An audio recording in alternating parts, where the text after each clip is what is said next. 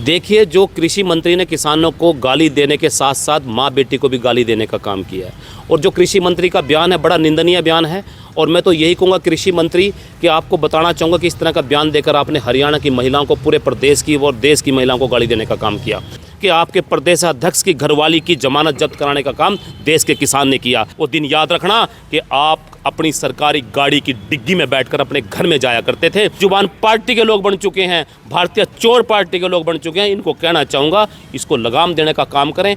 हरियाणा के कृषि मंत्री जेपी दलाल द्वारा दिए गए एक विवादित बयान ने लगातार तूल पकड़नी शुरू कर दी है। इस वक्त भारतीय किसान यूनियन के प्रदेश प्रवक्ता एडवोकेट साहब सिंह गुर्जर हमारे साथ मौजूद हैं। उनसे जानते हैं कि कितना गुस्सा है किसानों में और इस बयान को किस तरह से लेते हैं। देखिए, जो कृषि मंत्री ने किसानों को गाली देने के साथ साथ माँ बेटी को भी गाली देने का काम किया है, और जो कृषि मंत्री का बयान है बड़ा निंदनीय बयान है। और मैं तो यही कहूँगा कृषि मंत्री कि आपको बताना चाहूँगा कि इस तरह का बयान देकर आपने हरियाणा की महिलाओं को, पूरे प्रदेश की और देश की महिलाओं को गाली देने का काम किया।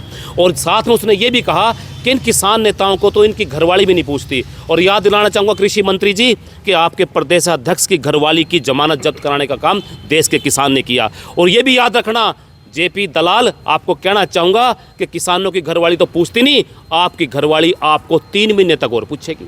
उसका कारण क्या है कि आपकी सत्ता 3 महीने तक और रहेगी। दिसंबर चला गया, जनवरी, फरवरी और मार्च के बाद आपका लूट का पैसा खत्म हो जाएगा। जब खाली हाथ घर में जाएंगे ना, इस जेपी दलाल को लूट का पैसा खत्म हो जाएगा, घमंड टूट जाएगा, सत्ता का नशा चला जाएगा। याद रखना जेपी दलाल, बताना चाहूँगा आप वो दिन भूल गए हैं जब आपके प्रदेश के मुख्यमंत्री ने और आपके कृषि मंत्री के अलावा आपके प्रदेश अध्यक्ष ने, शिक्षा मंत्री ने, सभी मंत्रियों ने देश के किसान को गाली देने का काम किया था। वो दिन याद रखना कि आप अपनी सरकारी गाड़ी की डिग्गी में बैठकर अपने घर में जाया करते थे। उसके बाद एम्बुलेंस में बैठकर करनाल से निकले थे। पूरा प्रशासन, पूरी पुलिस सरकार आपके साथ थी, उसके बावजूद भी आपके ऐसे हालात हो गए थे। और आने वाले टाइम में 3 महीने बाद आप इस बयान से माफ़ी मांग लीजिएगा। तो बीजेपी है वो उनके बयानों से किनारा कर रही है और कह रही है उनके व्यक्तिगत बयान। देखिए, अब ये व्यक्तिगत बयान हो गए। जब बीजेपी लूट का माल इकट्ठा करती है, यहाँ का जो यमुनानगर से बोल रहा हूँ, यहाँ का विधायक, मेयर, एमएलए, मंत्री जब लूट का पैसा इकट्ठा करते हैं, वो शिक्षा मंत्री तक बंटता है, प्रदेश अध्यक्ष बंटता है, मुख्यमंत्री तक यहाँ का लूट का पैसा पूरे हरियाणा प्रदेश में बंटता है। तब तो क्या नहीं कहते जी मैं तो नहीं इसमें किनारा, मैंने तो किनारा कर लिया। ये कृषि मंत्री ने जब लूट का पैसा बांटा मुख्यमंत्री को, प्रदेश अध्यक्ष को, तो प्रदेश अध्यक्ष से पूछना चाहता हूँ तब क्यों नहीं कहा आपने कि लूट के पैसे में तो मेरा कोई मतलब नहीं है, ये तो उसका पर्सनल लूट का फैसला, सारे कामों में भागीदारी है इनकी।